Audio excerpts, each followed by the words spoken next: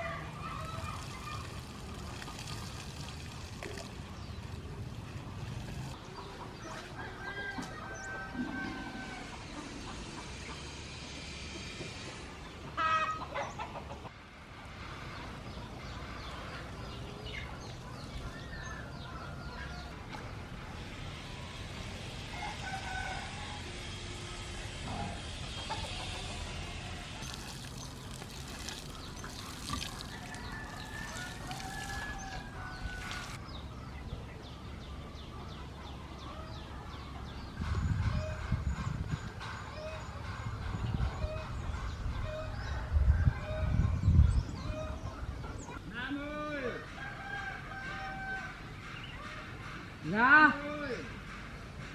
Ông đến rồi à? Ông nào không vào nhà đi.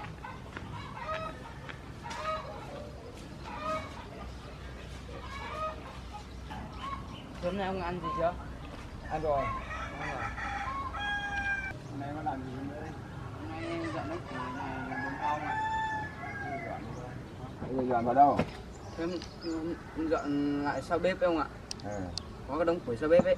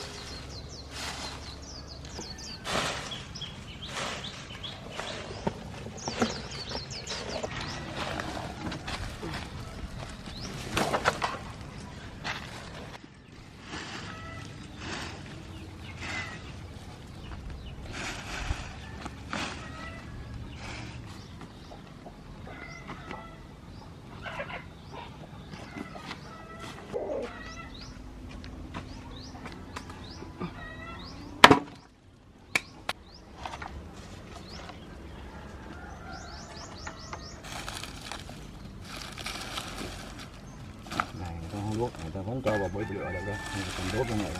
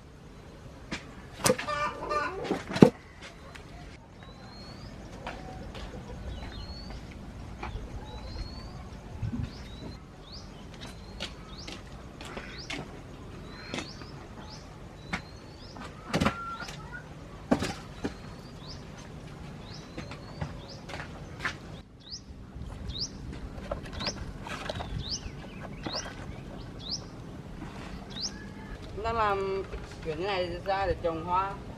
Chuyển gỗ à? Gỗ to thế thì bê làm sao được? To thế làm sao mà bê được? Bây giờ chúng ta muốn dùng máy cắt này. Dùng máy cắt à? Vâng. Thế có cần dùng cắt hồ không? Có à. Trong đào. Đào nằm trong Nam à? Thế định làm bồn hoa ở đây à? Vâng. Làm bằng gì đấy, đá à? Hay xi măng đấy? Xi măng.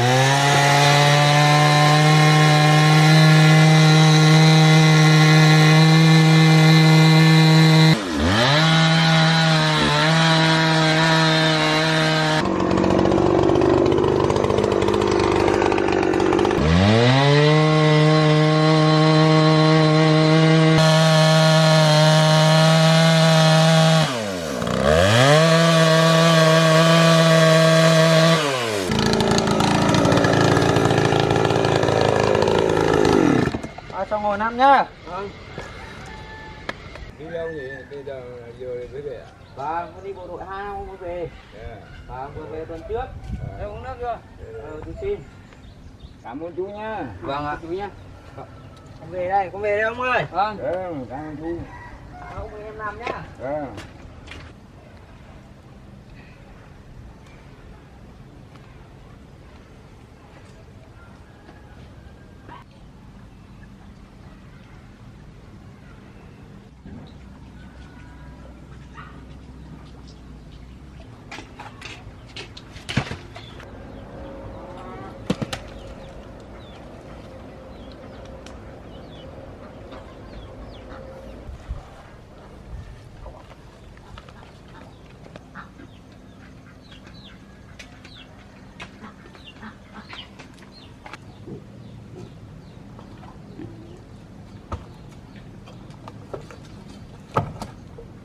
Hai ba con lên nhá, hai ba nào.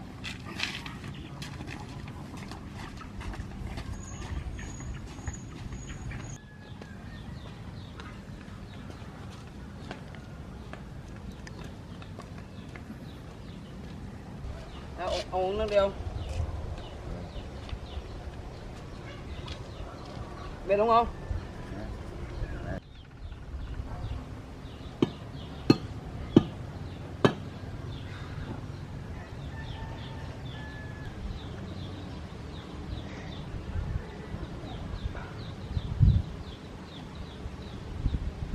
Ngày xưa ông bao nhiêu người yêu? 20 người yêu. Thế bà đâu rồi? Bà đi chết rồi. Thế ngày xưa ông Đạo đi bộ đội à? Đi bộ đội người ta cầm súng này nè. Cầm này. Thế ngày xưa ông Đạo đi bộ đội là ở đâu? Ở bên nước Cộng hòa Dân chủ Nhân dân Lào. Thế ông Đạo kể ấy. Đặt tên thôi. Cái gái nước Lào xin không? Ừ? Cái gái nước Lào xin không? Không. Người nào nó xin thì người nào nó xin không. Chung của Lào thì người ta có trong lịch sử là có mỗi và cái hòn đá nó mọc lên là nó tròn như cái chum, nên là gọi là cánh đồng chum. Nên là nó gọi là cánh đồng chum là như thế, nó có sự tích của nó như thế.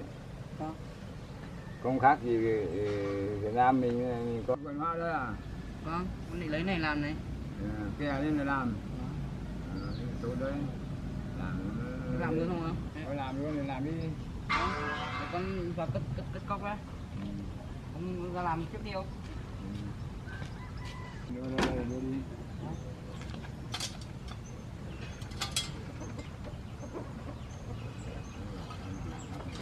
Lăn ra đi, lăn dần ra đi, bây giờ xe thua, chả có xe thua.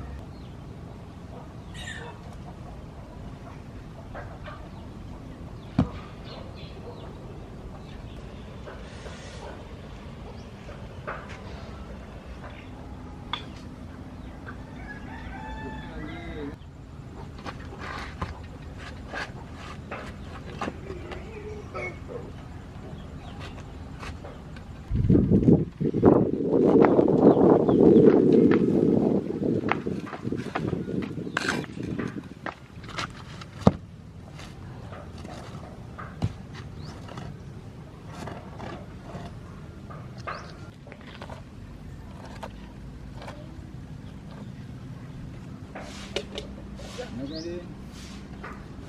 Đấy. Lên luôn.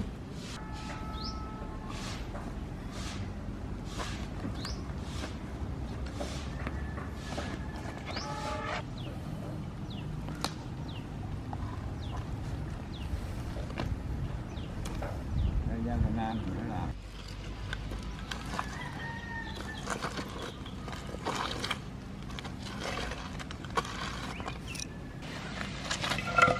Không phải khỏe nhưng mà có mẹo, cái này là có nặng thì đo là cái kiểu này ấy.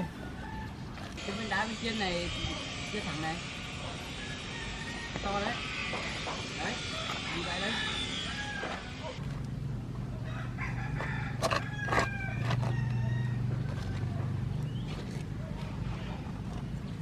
Không nào ơi. Đưa cầm cái chổi này quét chỗ này đi thôi. Cái viên đá này. Gì cái đó?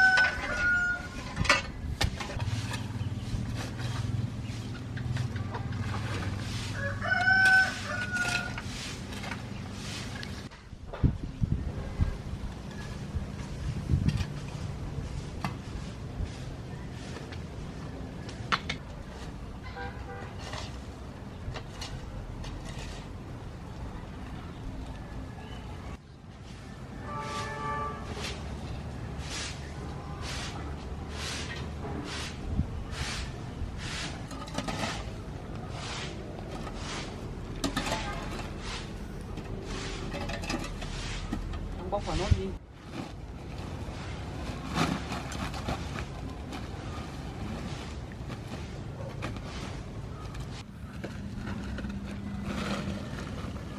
Đưa cho con cái. Mở ra, kiểm tra này.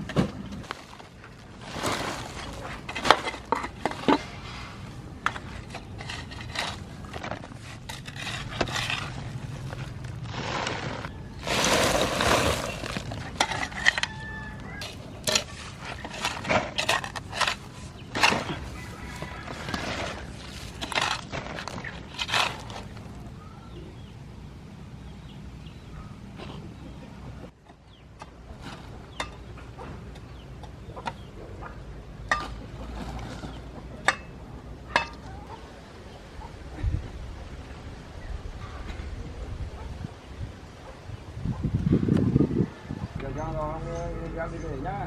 Ông ơi, tiền hôm nay ông ạ. Cảm ơn. Ông về.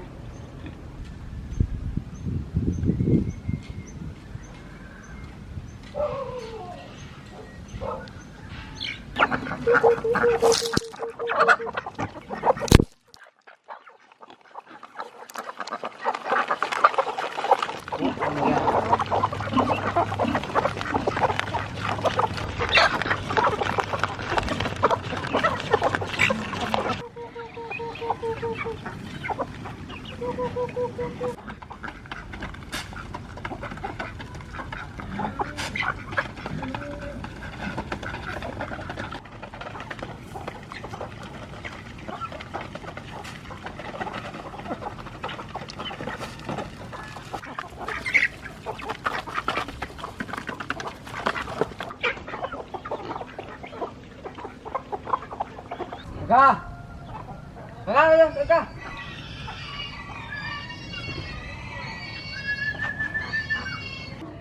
Đi đâu hả ca? Đi đâu hả?